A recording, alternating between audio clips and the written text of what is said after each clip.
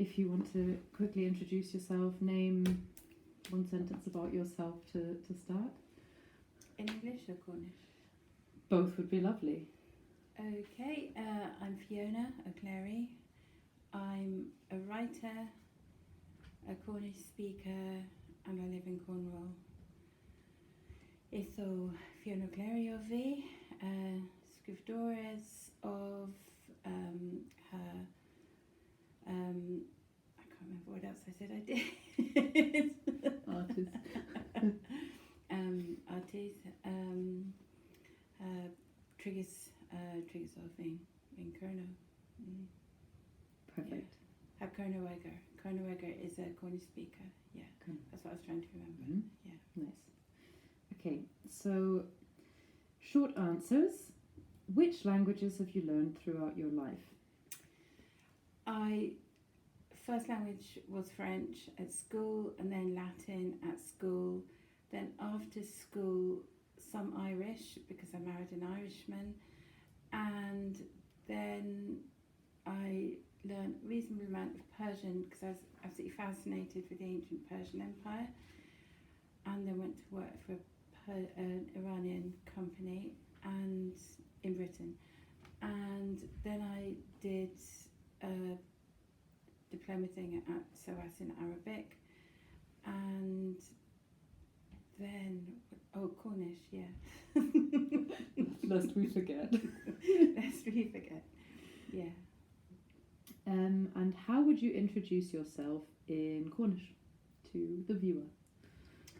Fiona O'Cleirigh of Hanno yw Fiona. So I'm Fiona, my name is Fiona. Yeah. Wonderful. And we actually talked about this in the cafe just now, funnily enough. What happens in your brain when and if you switch languages? My brain normally stops and then has to restart, and I could no more do simultaneous translation than fly, but I know that is actually a very long training to do that properly for most people. I think it probably depends on why I'm switching languages as well. Usually when I use Cornish nowadays, having been through the classes and done my oral exams and so on, I don't tend to go to too many of the yes and wherens, which are the sort of people getting together to talk the language. I am more using Cornish as a writer, so when I'm using Cornish, I'm often doing things quite slowly. I'm often thinking really hard as to, if you're writing a poem, switching from one language to another is, I think, very different to having a conversation, switching one language to another. Mm-hmm. If I'm speaking, if I'm forced into a situation, and occasionally other Cornish speakers lose patience and make me speak Cornish, then I prefer to listen first. I find I need to absorb the language passively a bit, and then my gears switch. I'm quite a slow gear changer, I think, but probably mainly because I just haven't been keeping up the speaking practice. I know that when I've been in another country speaking another language, then after about a day that goes away, but I very rarely man that situation in Cornish because it's just not a community daily language unless you make the effort to go to a weekend event. Okay. Maybe someone asked you this question in Barcelona, but do you have a word in Cornish that you think is the most beautiful? I'm trying to remember. They did, and I'm trying to remember what I did actually say. I really like the word Lowena, just because it's a very flowy word, but it means joy. But I also really like the word for butterfly, which is Tiki Diu, which means the pretty little thing of God, which I think is just such a lovely way of putting it. The pretty little thing of God. Yeah. That's amazing. Would you be able to write those two words down? Yeah, of course.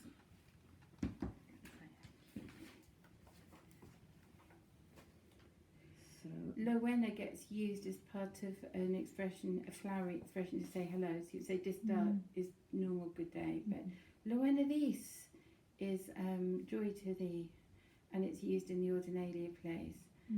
But I think it should be. It's one of those things that you can use slightly tongue in cheek, but in a nice way. Lowena is joy. Another Tiki Dew. Butterfly. Another thing that people do as a greeting is to say Gwynnevis, and it literally means white to your day, but I think it's nicer to say bright to your day. You know, it's like bright blessings upon you kind of thing. Gwynnevis, and again, people might, it's a bit flowery, so people might say it tongue in cheek, but it lifts it, it's like a linguistic smile, and I think that Lowena this is similar. Tiki is like pretty little thing. I mean, that's the best way of putting it. Is yeah, there you go. Okay. You can, So if you want, you can actually keep hold of the notepad, because might there be might be a useful, couple of yeah, other things to let's do write down. There's a couple of pressed flowers in there because I carry pressed That's flowers with me lovely. everywhere I go, so they might fly out. Be Okay, careful. Sorry, yeah, just something I do everywhere I go. that's great. Right, we had some beautiful words. Are there any particular words in Cornish that you think are actually ugly? I did give one in Barcelona, and I can't remember what it was because I think we've just been using it, and I remember thinking, that is ugly. I think some of the compound words which have to be put together from other elements. So this isn't this is just an example of what I mean. Is so sound is song, and das often means something coming back. So das song is an echo, but there's lots of, and I quite like, it's part of my bardic name. Das Onula is my bardic name. I should have said that in my introduction. Das Onula it means echo of an owl, which I worked on a project. Owls kept appearing through the project, but so the what is it? Decolonisation was something like Dedravesigoleth, something like that. And it's like you're just putting together all the bits to make it, and sometimes I think it's clunky. And if I'm doing a translation, you know, someone wants their song, say, put into Cornish, they're not necessarily going to use that word, but there are other words, and you think sometimes the literal word is just not going to work for English singers if there's a choir with a lot of singers who don't really speak Cornish. And some things that I think are perfectly nice sounding words are just destroyed by people if they're not really happy about speaking Cornish. And that really depends on the different sounds being used. It really, so there's OW is pronounced O, but people often pronounce it ow. And it's one of the things that sets more than anything else in the language, sets my teeth on edge. So Melda means, Melda is like mel, like honey. Melda is, you know, my sweet, my darling, whatever. O being, in that case, O can mean different things, but it also means my, one of the things. So, but when you hear someone in the play I saw recently, it was all in English, but occasionally little bits of Cornish were dropped in, which I like. But someone said Melda, and I just, it was like nails going down a blackboard. So that's not the word, it's just, I think, how people approach a word. I think what I like and don't like with the language is probably a lot like what I don't do and don't like with approaches to artistic practice generally now. Is for myself, I'm nuancing things much more than I used to. And I try not to be snobby about people speaking the language because there probably are different ways it was spoken. You know, it's 90 miles of people who were tied to the land. It probably was a lot of variation that's been lost. So, and the gatekeeping's an issue. Right. Is there a Cornish word that doesn't exist in other languages that you know about? There's a word that is Cornish, but it does exist in Welsh, but then they were tied at one point, hireth, which is a kind of wistful, nostalgic yearning for home. And it might even be home as the conception of home. It may be the home that you feel you should have had, or a yearning for the idea of home, not necessarily just, oh, I want to go back to my parents' house, but it might be that as well. Yeah. Well, we kind of have, in German we have Sehnsucht, which is like longing, but it's a bit deeper than longing, and it's normally specifically place related as well. I think it's very similar. Like would you be able to spell it, write it? Yeah. By the way, it's also not a spelling test, just for your info. We're just interested in seeing people's spellings of the words that they're saying as well, of course. The next question is about, do you know a tongue twister in Cornish? Does such a thing exist? Katrina said, it's already difficult enough, I don't know any tongue twisters. I agree with her. I don't know. Yeah. I don't know any. No, good, okay. Is there, let's adapt this question slightly, because if we're talking about Cornish songs, Cornish poems, Cornish stories, is there someone special to you or dear to you that has told you a Cornish song story and passed it down to you in some form? Not in Cornish language, no. Okay. I didn't grow up hearing any. The nearest thing we had was there were paper serviettes.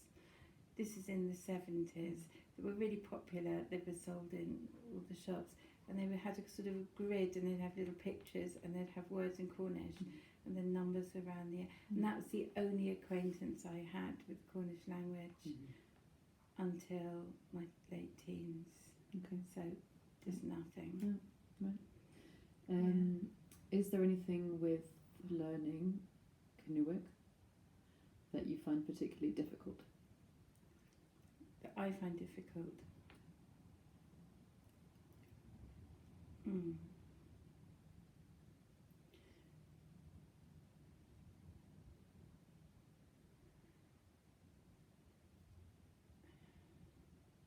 Either pronunciation or grammar or a particular element, perhaps? Some people find the idea of mutation difficult. So the beginning of a word, the first letter can change depending on the word that comes before it. But that's a feature of all the Celtic languages, and I'd already come across it with Irish before I got to Cornish. And Cornish, I felt, was much simpler. There are 5 different so one letter some of the letters can be, some words, depending on the way they begin, can be spelled 5 different ways, depending on what comes before it. But for the most part, I don't mind any of that stuff. Grammar doesn't bother me. What do I find difficult? There is something I find difficult.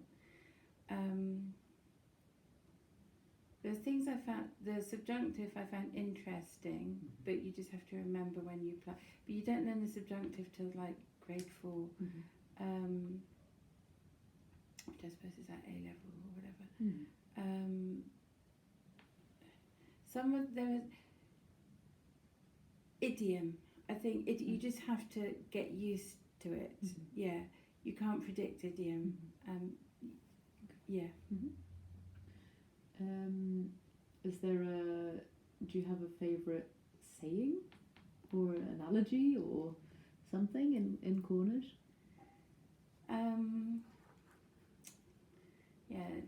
Dain hebt havis a golas idir. So a man who lost his land. No, a man without a language lost his land. Yeah. Oh, do you want me to write it down? Oh, I would love that. I feel that in my heart. Dain hebt havis. That's really beautiful. A golas. Do direct translation. So a man without a language lost his land.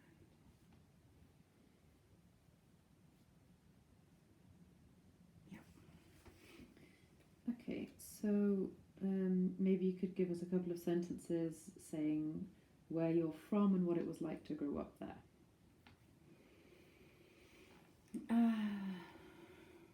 How would you explain where you grew up to somebody that has never been there? I grew up in London. Mhm. Yeah.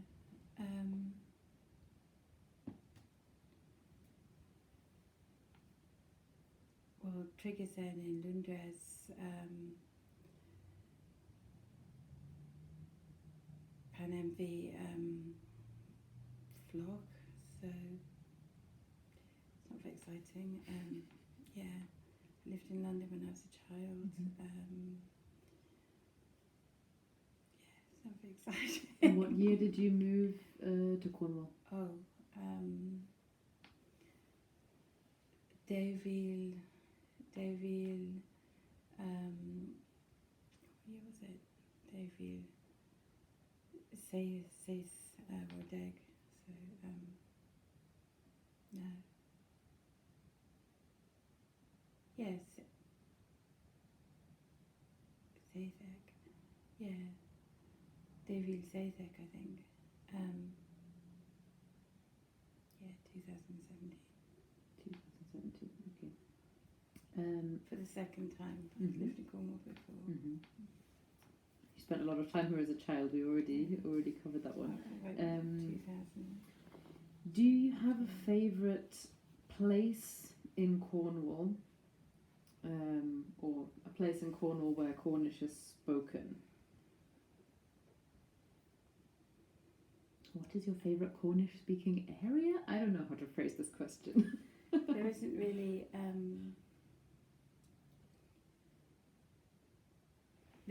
particular place. It's like when people get together to use the language creatively. Is how I like it.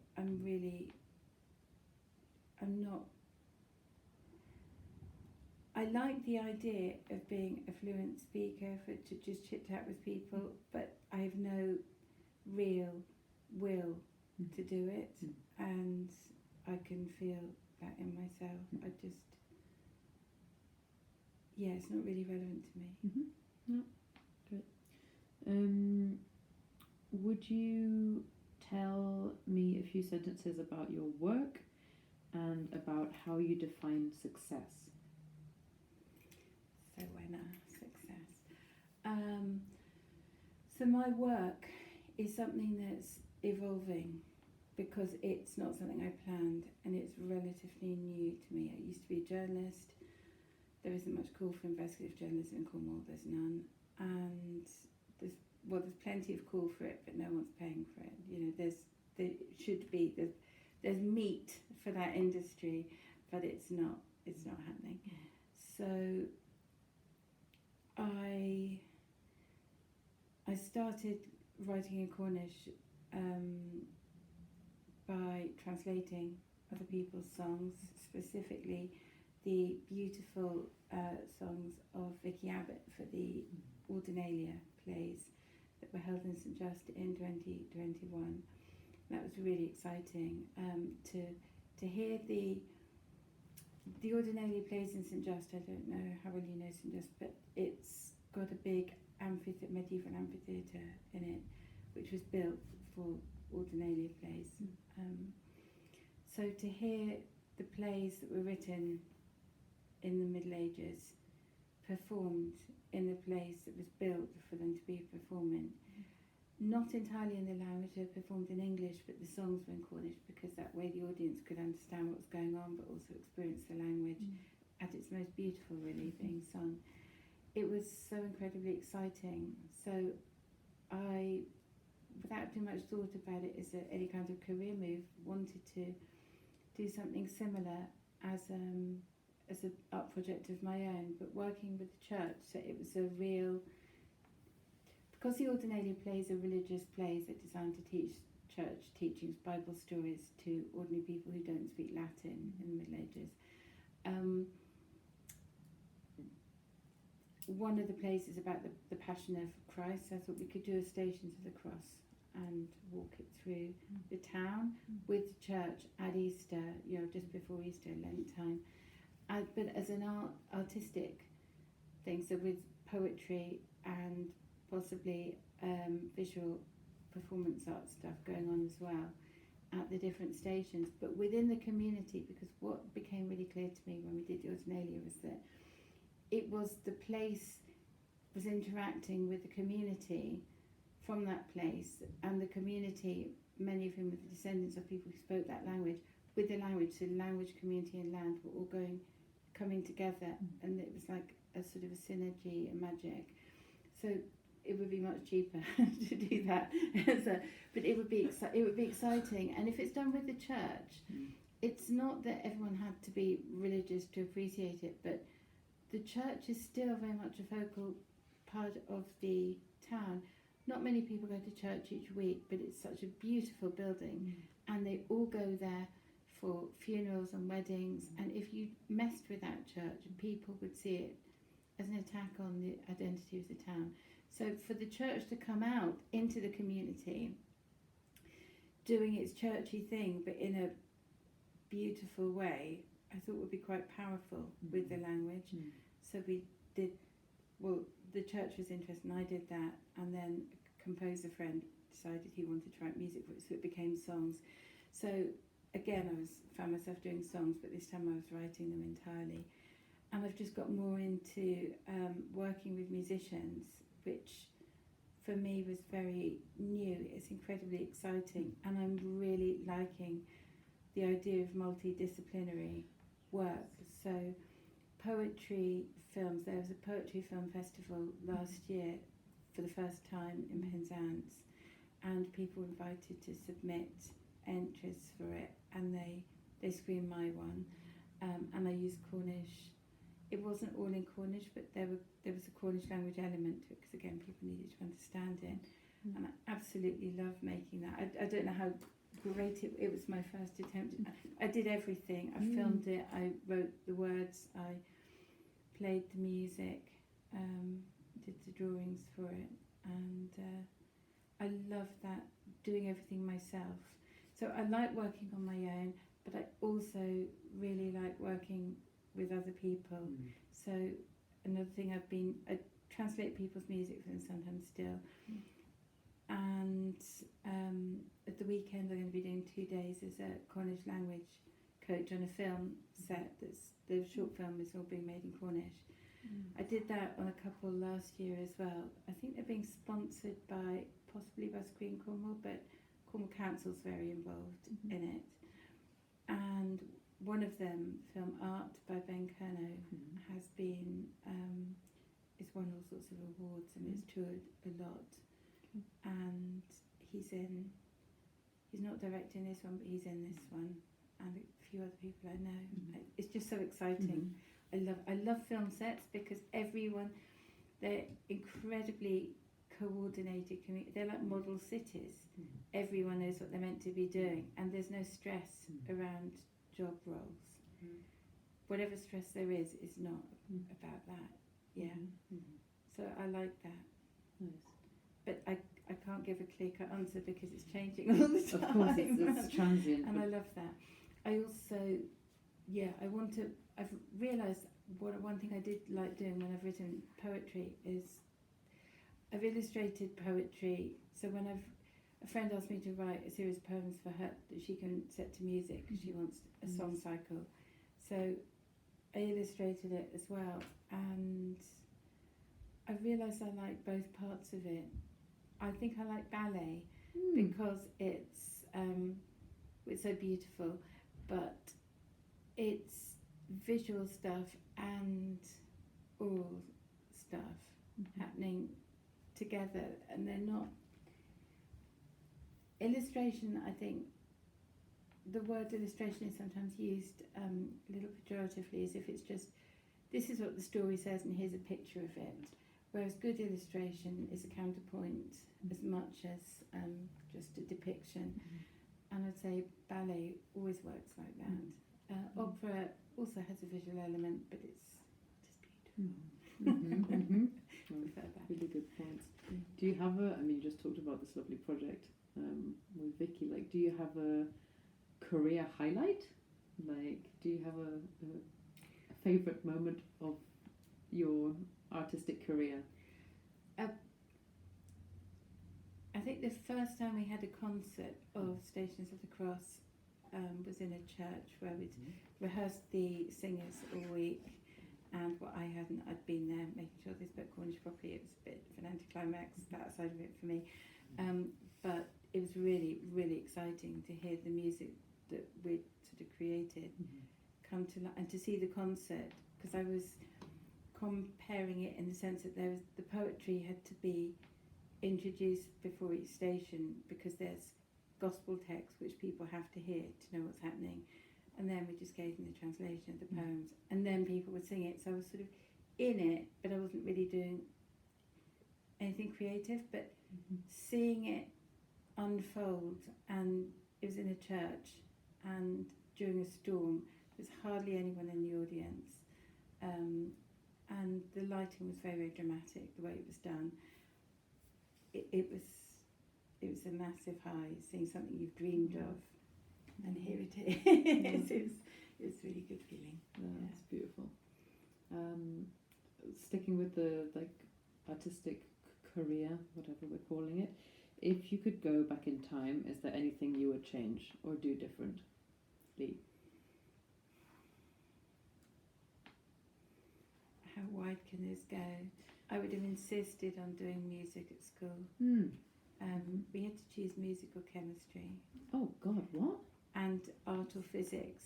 I didn't like physics and chemistry, but I can see at 13 you can't give up all your sciences. No, well, that's so strange to put science against art as a choice of... I think it was seen as people will either be good at one or the other. The thing is, I was better at arts, but my parents thought, understandably, you just can't. What they did say was, you can always play musical, paint pictures in your spare time, but actually a career, I think, a life in that world would have been nice. It's not quite what you were asking, possibly, but it's also, a thing that most comes to mind. I get that. There are points in our life where you can never really say, I might have gone to art school and be hit by a bus on the first day, but there are things you just think, that was not great. Okay. Yeah, difficult choices, especially at a young age, no? It would have been easy for me. Right. What role has both the art community and the Cornish and Cornish-speaking community had on your art? Like, what would you say? Like, what have those communities done for you? The art community has been amazing. They've given me a sense of life back. When I went to do the Ordinalia, I was at a really low ebb, feeling, I was in the right place from the point of view of family need, but I'd lost all sense of sort of personal identity, really. So,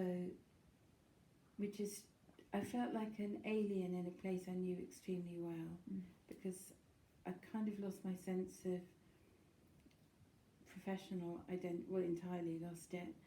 And the art, it was like, here's my people. A friend of mine said, you're just not meeting the right people. And apparently after the Ordinalia, when in the pub, running up to him going, you were right about the people, you were right about the... So the artistic community is just like wonderful, very, very diverse, because people are doing so many different things and different reasons and different levels of engagement and different ambitions, but I don't know, I love it. Cornish language community has been really, really encouraging. There's always encouragement to people to learn it, and massive amounts of patience and support. Where the Cornish language community, it isn't a single community, I'd say, and the online presence, there's so much bickering sometimes. There have been big wars over the orthography, so of course, so really, part of it is that all the people who wrote the big dictionaries that we're using now are still alive and still working, and that's exciting. In some ways it's maybe not a golden age of a language, but it's the dynamic. It's a very dynamic era for a language, I would say Irish was having that 50 years ago, but even then Irish has native, I don't really like that expression, but people who've grown up speaking Irish is their first language, and same with Wales. Cornwall hasn't, maybe a couple of families, but they're bucking a trend. So the people sometimes fight to establish territory. It's like a land grab almost, it feels like. And online you've got identity politics coming up as well. And people are not always entirely supportive of people who want to do things differently. But there will always be other people, quite often people who are more connected and have more experience within the community, who are very supportive. You know, yeah, you can get people being silly at any level, but that I have seen people who are new to the language, particularly who are working creatively, so they're trying to work creatively with the language, not as a speaker themselves, but get sort of beaten with a stick, metaphorically, because they're not doing it in the right way, according to some people online who have their own, they just want to please things. I think gatekeeping is a massive issue for the language. People kill it. Of course, we talked about that a lot today. Okay. Could you name or write down 3 artistic heroes or role models? I thought more about this question than any of the others. Because I was thinking, what is an artistic role model for me? And the answers I would have given not that long ago are completely different to the ones I've given. I brought a prop. Okay, so this is a painting I did which had mould on it, and I had to try and clean it off. So I was trying to copy Botticelli, and I realised Botticelli's been it, because Botticelli paintings have a simplicity of line, but even just trying to copy it, I could not get the exact fluidity, and which is obvious because Botticelli was a master artist who had spent a lifetime doing it, and basically was being himself, and that's the reason I brought it. So it was a really hard blow. It just sunk into it. It's egg tempera. When I was starting to learn egg tempera, which I love. It's just such a beautiful. The only thing I don't like about egg tempera is that it gets mould on it, and also I have to watch that my cat doesn't eat the paint because it's really toxic depending on what colour you've used, because she likes the egg. Anyway, why would you be trying to be somebody else? You know, so all the people I've really, really admired artistically across the board, you know, Hermann Hesse, and I've not read it in German even, but when I read the Glass B Game in my 20s, I just thought, how do you even begin to write something so amazing as this? Yeah, Botticelli, you know, kind of obvious people really, but now I would say the things that I really, really see as role models are, it's not what you're turning out, but you know, Arthur Rackham, again, love his paintings, but it's not the finished style that I want to emulate. It's how someone's practice, their engagement with their own practice. So, you know, the ancient Greek sculptures, and sometimes you see the development of them, in about 500 BC, things went from quite rigid, you know, beautifully made, but much simpler, sort of more prehistoric looking, to like a twitching athlete in the midst of throwing a javelin or something, and you can see the muscles rippling in the marble, and it's extremely accomplished. But I think it's a point where they really prioritise form over substance. I like the idea. I like the more naive. Again, is another word that I don't like, because it implies that someone's just a bit dim. But it's not. I like the cave paintings in Lascaux. I don't know how you say the word in France. I think it might not be in France. It might be sort of French. But those beautiful, like they look like bison or whatever. They're so. It's as if someone thought, I want to do a picture, and I don't know why they did it. So I know nothing about their process, but it's intriguing, and that I like it. It's the authenticity of approach. It's like, what have we got? What can we use? What do we want to depict? Let's do it. And I really love that. Sappho poetry, I really, really love it. And part of the reason I love it is because, again, there's so much debate over what was she really trying to do. We don't know the context, really. We know that she was probably quite wealthy, but you can't be a poet without having someone supporting you, and she knew the political families. But this is somebody who, because her poetry wasn't written down at the time, because I think the writing of the language came later, a few centuries later, but she was so good that people were memorising her work and then writing it. So because someone started writing down a long time ago, we know what someone who lived nearly 3,000 years ago felt, and that's a total mind-blowing thing, and I love that.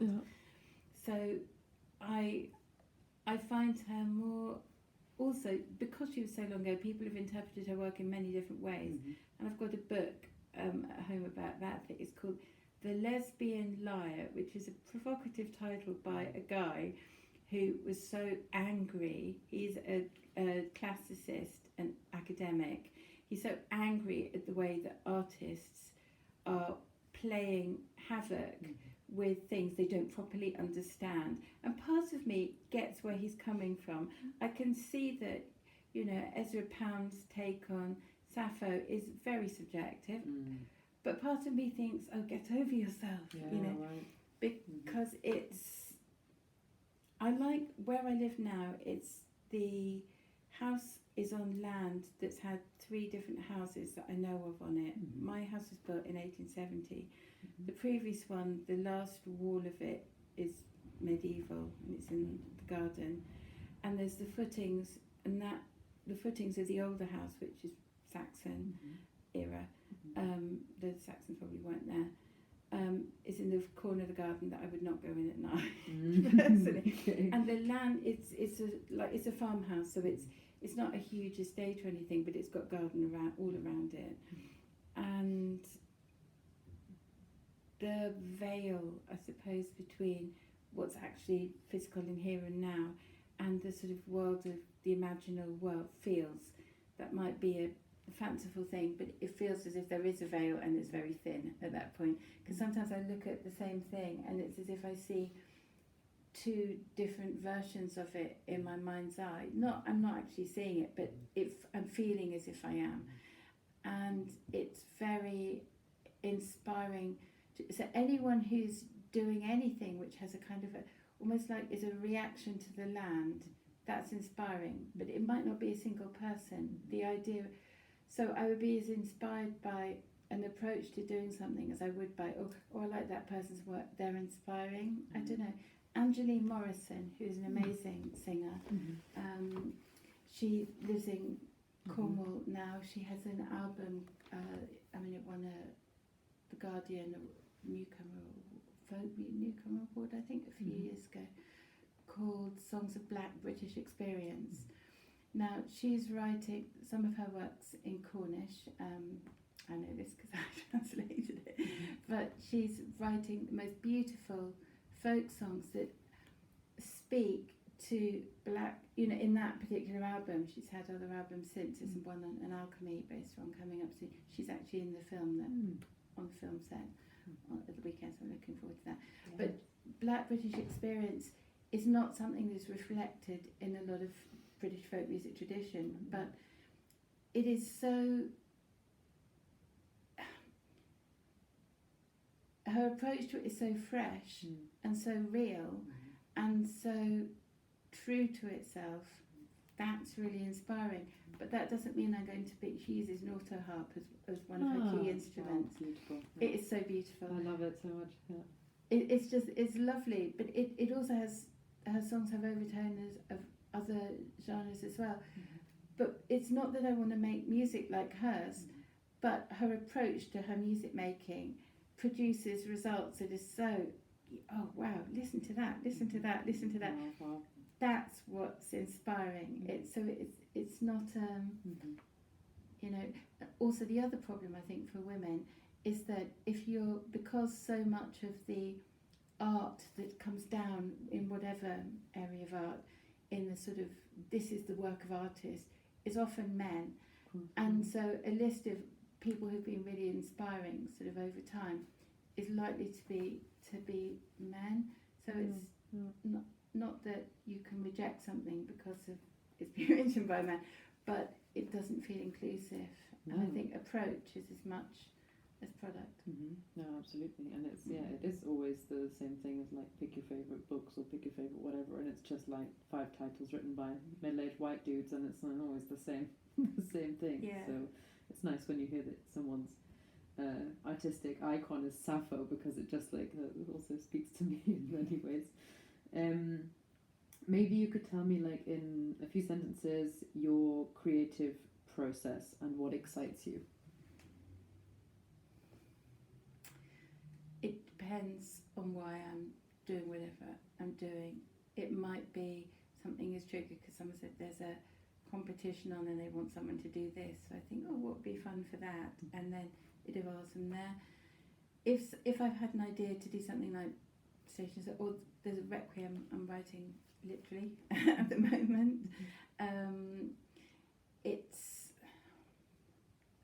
It's been different. So last year, my colleague Ben and I wrote Stations of the Cross, and I wrote the lyrics first, and not knowing he was going to come on board, and then he took them over, and they were all, each song was a meditation on a text, literally a meditation. I did it in a church and then handed it to him.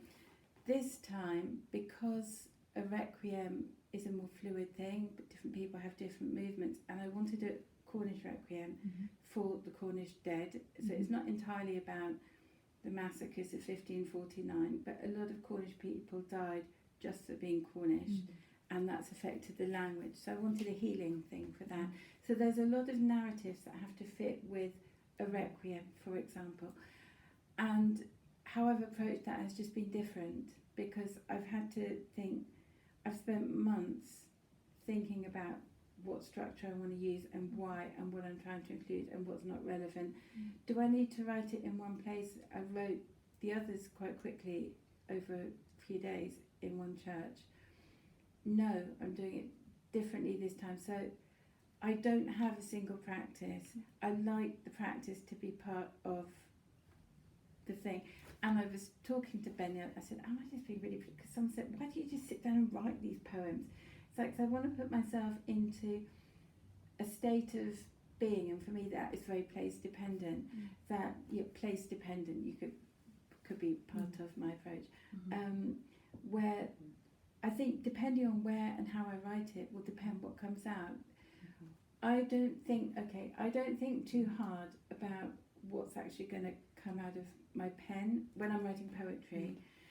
If I'm inspired to write something, the idea needs unpicking in my head, and as the idea, how I express something in words, I don't really think about it too, and that might be a continuation of journalism. It's like, once you know what stories, you just write it down.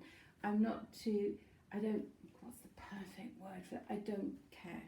I'll write down what feels right, and that might be a sort of increasing experience as a human thing, that I am more interested in the authenticity of what I write than I am in the official beauty of it. If someone doesn't like it because it doesn't sound the way they think it, that's fine, that's up to them.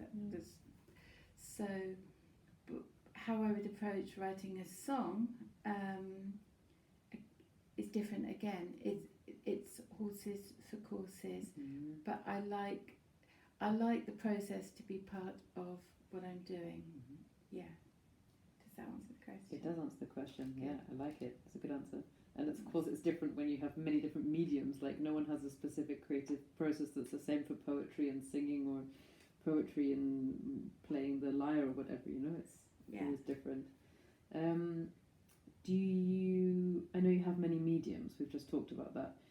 Do you have, or can you describe your artistic style?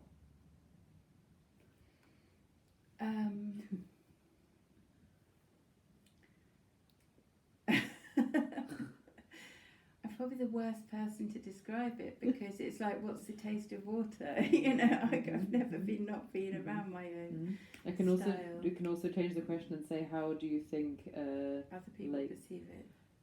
or how would you say in the last however many years things have changed in terms of your artistic directions? I'd say my drawings have tended to be intricate, and my writing has tended in the past to be precise. Now I think my work is getting looser, and I think some of the writing see it as a bit avant-garde in and not necessarily in a good way. The stuff that has a like religious overtones, the Requiem and Stations of the Cross, not everyone's religious, but I do worry that some very religious people might look at it and see it's a bit blasphemous. Genre, maybe not too concerned with fitting into a particular genre, but everyone wants to be innovative, so it's a bit arrogant to say you're trying to be innovative. Okay. I don't know how to define my style. But that's the answer.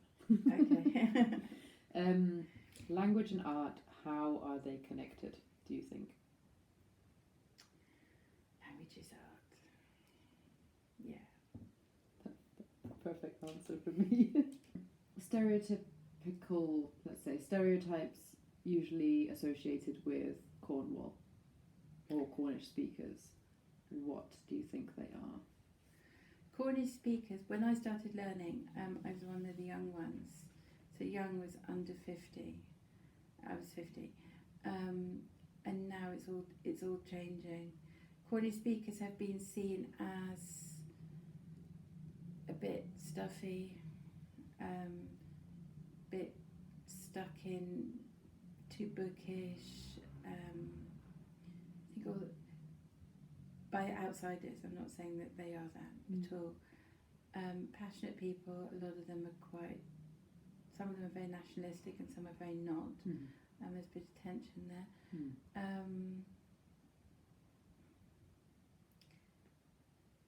I think the biggest problem is that a lot of people, it's such a small community on a UK scale, that the biggest problem is that most people don't know they're there. Invisibility. Yeah. And what do you wish that more people would know about or be aware of in terms of Cornish speaking communities?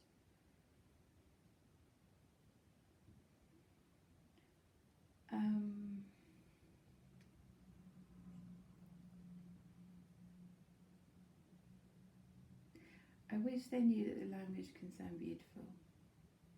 Yeah. And that it's not, even, I suppose it's a bit ironic, because even though what I tend to do now is written down, when I'm writing, it's me and a pencil or pen or laptop, whatever. But it's actually mostly, it might not be me performing it, but it's mostly for performance. So somebody's going to be hearing it. So for the Requiem coming up, a place that's planning to stage this Requiem, the guy who runs it said, maybe none of the sort of reading out any of it, people need to have a leaflet with the translations on it. And I'm like, no, they really don't. They can get that later if they want to go to the website and look up the words, but they need to hear it. And if they have a spoken translation first, it just gives them a feel for what they're going to hear. And then they need to feel it. People need to feel the language. You can study if you can't learn language without studying it. But I wish people they need to treat it as something to experience, not just to have a talk about, People can be too dry about everything. Everything needs a bit more blood in it. And on that topic, do you think there are particular challenges that Cornish people are facing right now? Is there Cornish speakers? Cornish speakers. Do you mean? Here it says community. I'm going with Cornish speaking community. Money. Finances. finance, I mean, for Cornish people generally, Cornwall's desperately poor, but with house prices worthy of the southeast, which is, that's typical for a lot of touristy places, but given that Cornwall has national minority status, Cornishness has that, it's a tricky one, because some people see that as, sometimes Cornish people feel there's an almost racist prejudice against them as yokels who see themselves as something different, but also sometimes people who've moved down here and genuinely made themselves part of the community feel as if there's almost a racist view of them for not being Cornish. And I think the whole using the nationalist discourse is frenzied, unstructured, unhelpful in its current state, and because there are groups of people who are severely prejudiced against each other, but the discursive framework, I think, is all wrong for it. It's internal colonialism is probably a valid expression rather than racism, but people talk about racism and it's just like, no,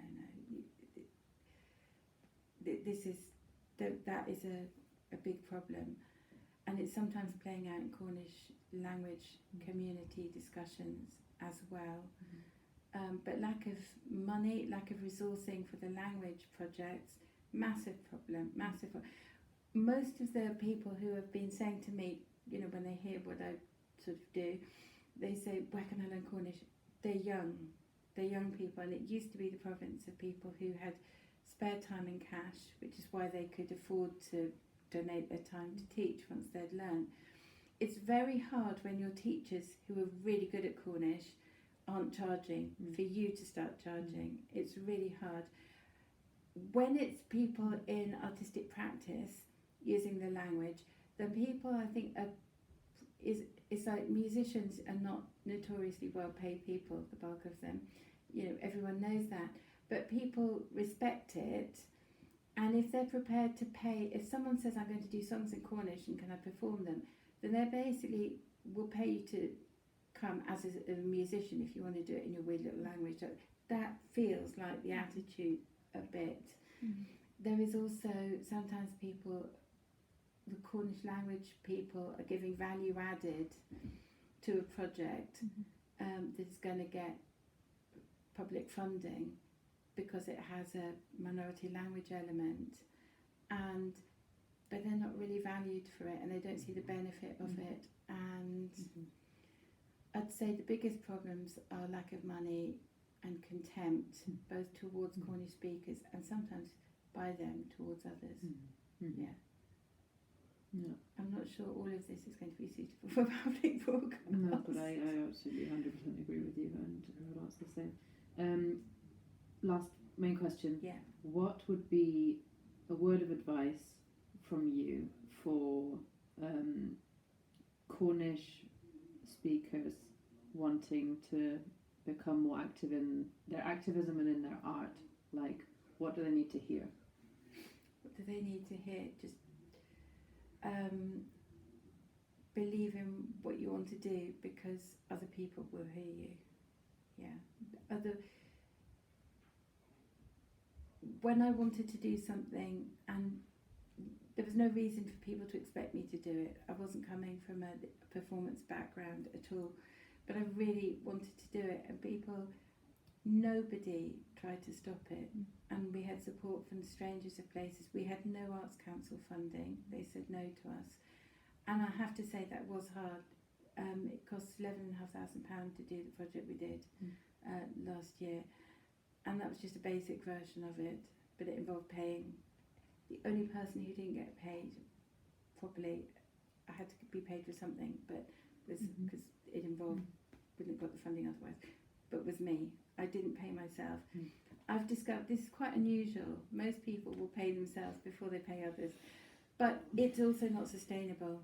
So you've got to be hard-nosed, believe in it. I mean, it's corny, it's what everyone would say, but yeah, believe in what you want to do, but you've got to get paid, and don't let people tell you, you know, it's like, do you want what I'm doing? Because if you want what I'm doing, you obviously value what I'm doing, so pay me. Yeah. Absolutely. And one last sentence in Canuic that you would leave this interview with. You can sign off, or you can think of a sentence that you would love to teach someone in Cornish. God, I don't know.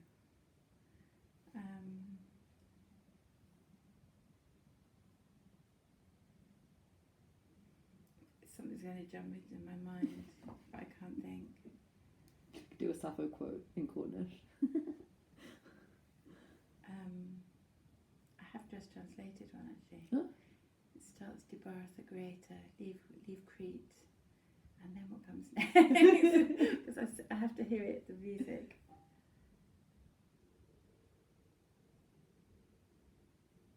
I can't remember.